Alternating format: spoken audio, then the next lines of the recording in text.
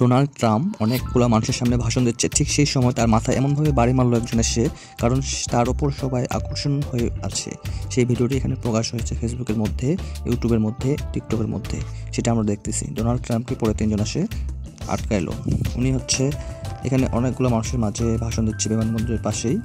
সেই সময় ট্রাম্পকে একজন জুতা দিয়ে মাথায় বাড়ি মারলো, কারণ ডোনাল্ড ট্রাম্প অন্যায় কাজ করছে, যার কারণে মানুষ তার ওপর ক্ষেপে আছে, মারি দিল।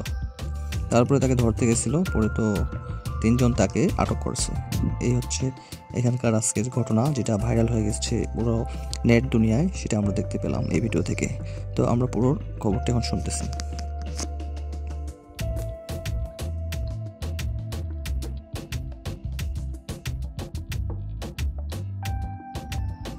এরকম ঘটনা ঘটে গেছে।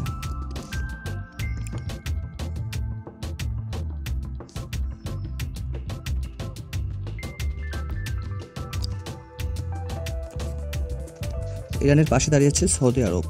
বেশ কয়েকটি দেশ, উপশহরীয় দেশ, ইরানে হামলা চালাতে উপশহরীয় দেশগুলির আকাশসীমা ব্যবহারে যুক্তরাষ্ট্রের ওপর নিষেধাজ্ঞা আরোপ করেছেন সৌদি আরব, কাতার, কুয়েত ও সংযুক্ত আরব আমিরাত, যার কারণে ইরান ইস্যুতে যুদ্ধের ময়দানে যোগ হয়েছে নতুন মাত্রা। এর ফলে মধ্যপ্রাচ্যে এক প্রকার কণ্ঠাসা হয়ে উঠছে প্রায় মার্কিন প্রশাসন। উপশহরীয় সামরিক ঘাঁটি রয়েছে। মূলত এসব ঘাঁটি থেকেই সম্প্রতি ইয়েমেনের প্রতিনিধিগণ লক্ষ্য করে বিমান হামলা চালায় মার্কিন। হঠাৎ করেই বন্ধু থেকে শত্রুতে পরিণত হলো কেন সৌদি আরব ও মুসলিম দেশগুলোতে, সেটাই বোঝা যাচ্ছে এখান থেকে। পারমাণবিক ইস্যুতে ইরান হোয়াইট হাউসের সঙ্গে সমস্যা না বসলে দেশটিতে ভয়াবহ বোমা হামলা চালানোর হুমকি দিয়েছেন মার্কিন প্রেসিডেন্ট ডোনাল্ড ট্রাম্প। তার এমন আগ্রাসী প্রশাসনিক সমালোচনার ঝড় ওঠে ট্রাম্পের এমন মন্তব্যের পর। সতর্ক অবস্থায় ইরানের প্রতিরক্ষা বাহিনী IRGC, এমনকি ইরানের কাছে থাকা ইসরায়েল সিটির ক্ষেপণাস্ত্র ভর্তি করে IRGC। যুক্তরাষ্ট্র যদি ইরানকে যুক্ত করে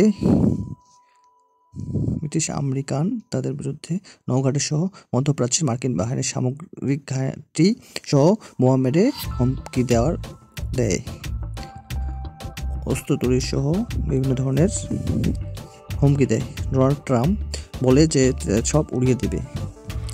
তো বেনিয়ামিন নেতানিয়াহু বলেন যে সম্প্রতি ইরান সমর্থিত ইয়েমেনের প্রতিগণ মার্কিন কেন্দ্রীয় ব্যাংকে ট্রাম্প লোহিত সাগরে হ্যারিয়েস ক্রুম্যান সহ শুরু হয় যুক্তরাষ্ট্রের হামলা, পাল্টা প্রতিরোধ বলয় গড়ে তোলে মধ্যপ্রাচ্যের বলয় আরও শক্ত করতে আরেকটি বিমান বাহিনী USS পাঠিয়েছে মার্কিন প্রতিরক্ষা দপ্তর পেন্টাগন। এমন উত্তেজনাকে পরিস্থিতিতে যুক্তরাষ্ট্রের বিরুদ্ধে অবস্থান নিলেও ট্রাম্পের পরম বন্ধু বলে পরিণত সৌদি আরব, কাতার ও সংযুক্ত আরব আমিরাত। এসব সংবাদ মাধ্যম যুক্তরাষ্ট্রের এক জ্যেষ্ঠ সামরিক কর্মকর্তা জানিয়েছেন, সৌদি আরব সহ উপকূলীয় সাগরের সমূহ ইরানের বিরুদ্ধে হামলা চালাতে যুক্তরাষ্ট্রকে আকাশসীমা ব্যবহার করতে দেবে না। এ বিষয়ে নির্দেশিকা জারি করছে তারা।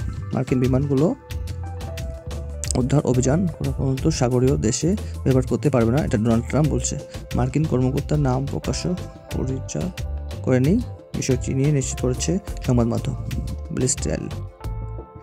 এদিকে নাম প্রকাশে অনিচ্ছুক মার্কিন সাবেক কর্মকর্তা বলছেন, ইরানে হামলা চালাতে পর্যাপ্ত উপসাগরীয় বিরুদ্ধে লড়তে বিদ্রোহী গোষ্ঠীগুলোকে সমর্থন করতে যাবে ইরান। এমন ঘোষণা দিয়েছে দেশটির পররাষ্ট্রমন্ত্রী আব্বাস আরাগচি।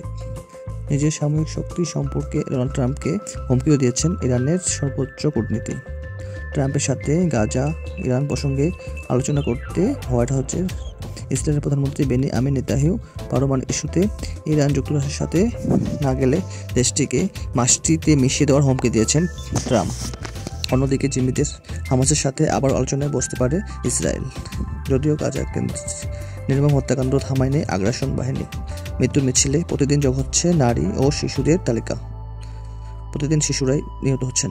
পারমাণবিক বোমা তৈরিতে পর্যাপ্ত ইউরেনিয়াম রয়েছে ইরানের কাছে, এমন তথ্য জানায় মার্কিন মানবিক শক্তি সংস্থা IAEA। ইরানের দক্ষিণ অঞ্চলে অবস্থিত মানবিক 5 মাত্রার ভূমিকম্প অনুভূত হয়।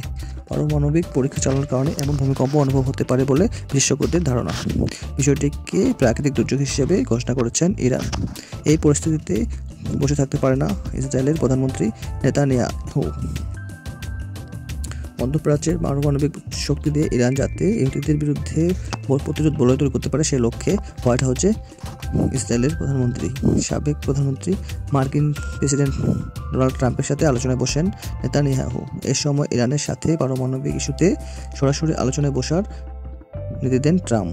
বলেন, বৈঠকে সফল না হলে ইরানের জন্য ভয়াবহ পরিস্থিতি তৈরি করতে পারে। 8 এপ্রিল এই প্রতিবেদনে বিষয়টি নিশ্চিত করেছেন ইসরায়েলের সংবাদ মাধ্যম টাইমস অফ ইসরায়েল। মার্কিন প্রেসিডেন্টের হাঙ্গেরির রাজধানী সরাসরি ওয়াশিংটনে যায় নেতানিয়াহু।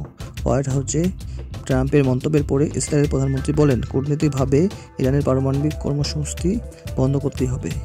এটি যদি সম্ভব না হয় তাহলে ভিন্ন পথে এগোতে হবে।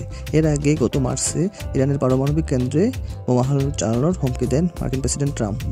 তাদের এমন ঘোষণার ফলে মার্কিন সামরিক বাহিনী ভারত মহাসাগরে যুক্তরাষ্ট্রের বিভিন্ন নৌঘাঁটিতে তৃতীয় মডেলের স্টেজ বোমা মডেলের খোদাই করে। অঞ্চলটি সেনাবাহিনীর হকি থেকেই ইউএসএস আরও একটি বিমান বাহিনী তৈরি করার কথা চলতেছে, ছড়িয়ে পড়ে পুরো মধ্যপ্রাচ্যে।